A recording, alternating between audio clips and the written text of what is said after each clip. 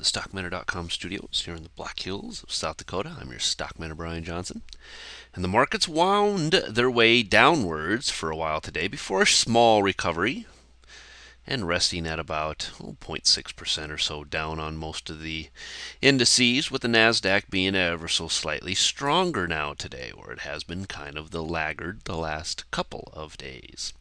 Looking at the charts, though, you can see after the enormous move we've had up, even today's 84 or so point pullback, it was lower than that obviously earlier in the day, but even this 84 point pullback here for the day really hasn't broken anything. All this is just exactly that, a pullback.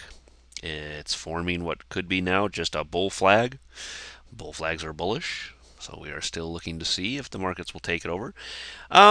Could see another day or so of this type of movement, but if it stays as controlled as it has been, I would not expect this to amount to anything much more than exactly what we mentioned, a bull pullback. Internals were pretty good today for the bears. I will hand that to them. So that was nice to see some strength anyway from the bear side. But really, bigger picture, guys, overall, just looks like yet another pullback as we prepare for yet another move to the upside. All right, so moving on, you can see if you want to look to trade this thing, keep in mind any short trades right now are a little bit more on the counter trend side, so you have to be cautious with those. But back below 12,650 is probably your next opportunity to get into. Then you're looking at about, 12,600, maybe even 12,500. If we can get that deep of a pullback, that would be pretty good for the bears. And maybe it sparks some more selling pressure. But as it is right now, it doesn't look like the markets are all that concerned. As I said, we're resting here nicely on the 50-period moving average here. Stuck between the 50 and the 20 as we await the next further move. We get back above 12,800. Now I think the bulls might have something to work off of. So watch this very closely in the next couple of days. See if this thing can kind of bleed its way downwards for another day or two. And barring any major news catastrophe or something, I think that's probably what we'll see. So below 12,650 if you guys want to try to short this thing, but I would be very cautious with those trades. Make sure your stops are in place and you're moving them regularly. No question about that. And just waiting to see if this thing is actually going to turn around. But you can't, until we see some more pressure from the bear side and see some more real strength from the bear side, to be quite honest. I'm just very, very cautious in this move to the bears. Okay, so we saw this little shooting star type candle up top. Saw this on this type of a formation on a lot of the other charts as well. Anyway, potential bearish reversal formations is what I should be referring to here. A couple days back, I did get some confirmation on that, so here we are in the next drop to the downside. But you can see over the last couple days, we've only moved about 150 points here in the Dow, resting very, very comfortably up here above all of this support that's below us, 12.6, 12.450-ish. All of these areas here holding very, very nicely right now. NDX 60-minute also in a little bull pullback right here. You can see where it did get up and is still holding below the 20 and the 50-period moving averages here on the 60-minute chart. So with the weakness that it had a while back and this huge strength it showed here, the moving averages are a little differently placed on this particular chart. However, nothing's really broken from the bull side. Any further pushes to the downside, you're looking at 2360. We are below that 2400 mark that I talked about on Monday. And that was your break. That was your entry, even from last week, to get short if you wanted to take this thing short. And you can see you could have made, a few points off this little deal here. Back above these moving averages, though, that's the time to get more cautious if you're bearish. If you're bullish, now you might be looking to re-enter. We break that 2400 mark again, and that might now be another entry. However, this one to the long side in the NDX. From the daily, you can see this looks like a bull pullback. Lots of lower wicks on these, showing that there is buying pressure down here. It just hasn't been all that heavy. We saw a lot of that here. Remember this pullback here? That does not mean that we can't wander downwards a little bit further. But it does show that the bulls are still hanging around, not letting it get too far out of control in this little pullback. From the weekly standpoint, too, we're halfway through the week. We are now back below that 2,400 mark. I would think that the bulls would like to get back above that 2,400 before we finish Friday's trading. Let's see if they can actually manage to do that. They're not that far from it, about 10, 15 points or so, which is nothing to the NASDAQ. But currently we are back below that little overhead resistance. Going to see if that would be support. It doesn't look like it's holding right now, so let's give that a couple more days to play itself out. SPX, pretty steep pullback here. But you can see, very, very structured. Looks just like a bull flag. Coming and holding this 1340 and ultimately closing above the 1345 area. So 1345, 1340. Had my subscribers in below 1355 and 1350 on some trades here the last couple of days. We haven't been able to make a lot of money on it. Unless you're moving your stops down, know what you're doing. You could have made a little bit of money on this move here into the 1340-ish range, and I talked to them quite a bit about targets of 1340, 1345, and this is why. Flip to the daily, you can see that we're right back into this previous high and this previous high. And that's about where that wick came down today, right in or around the 1340-ish mark. By the end of the day, closing back above the 1345 mark. So showing us a very nice pullback right here. Volume's been good. We are getting these lower wicks on the candles, but not quite as strong today. So yes, there is still potential for a pullback here, a little bit deeper than what we've been seeing, but now I would be watching very closely 1345, 1340, and 1335, right back in this area, okay? That's going to also coincide with the 20-day moving average too, so I really, really like that area on any kind of a further pullback. VIX has been up the last 4 days in a row, trying to get in and around some of these higher areas that it's been at one point. I'm really not concerned until we get up over 19, so right now this is just really nothing.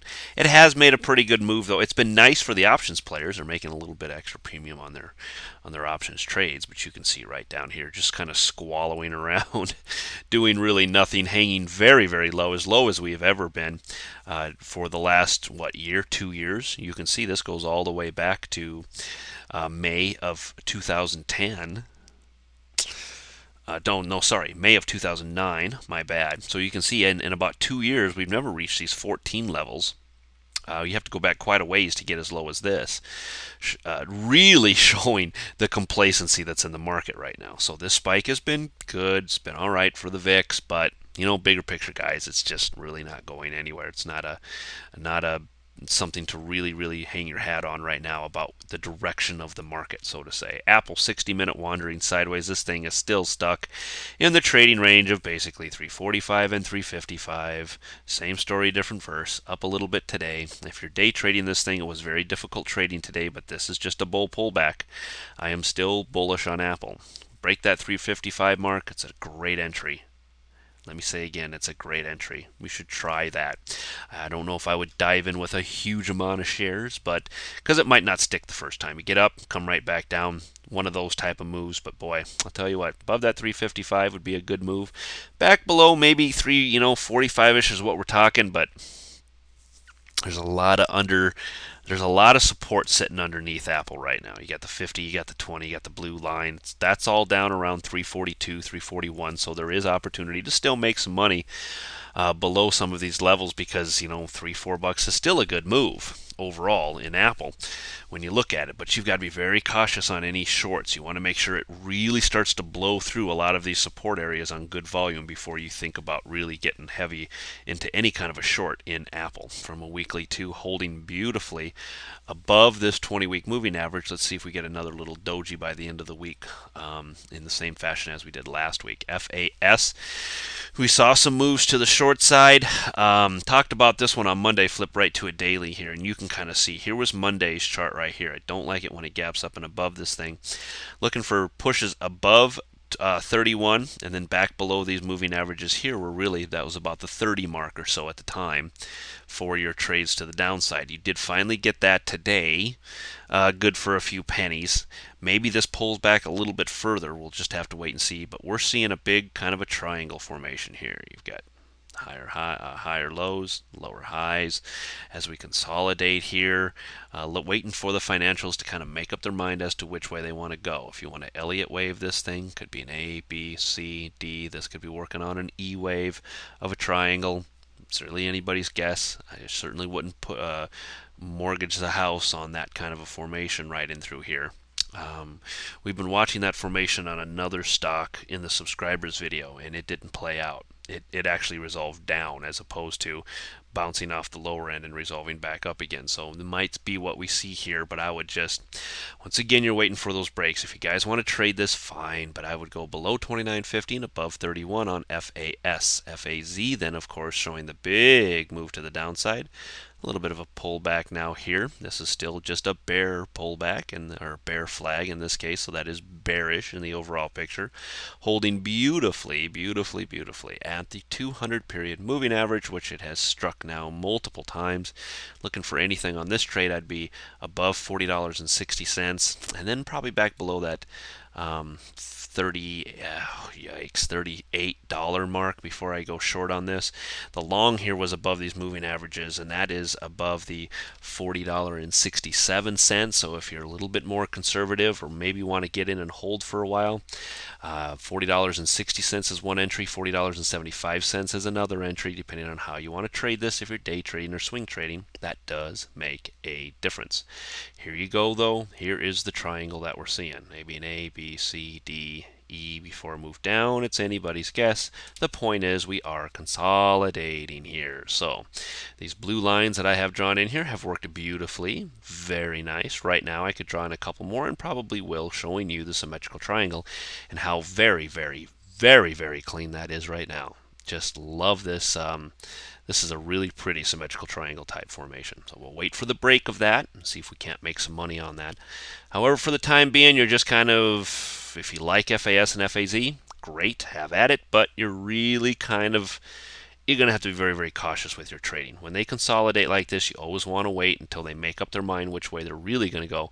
Then you take your entries in order to make your profits. That stacks the odds in your favor, gives you the best chance of a successful trade.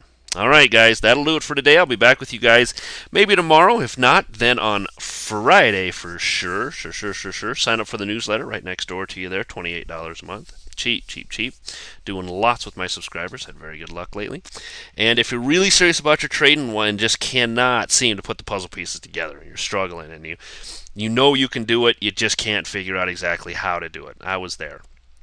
Then your next step is absolutely the mentoring course. Talk to me about that mentoring course.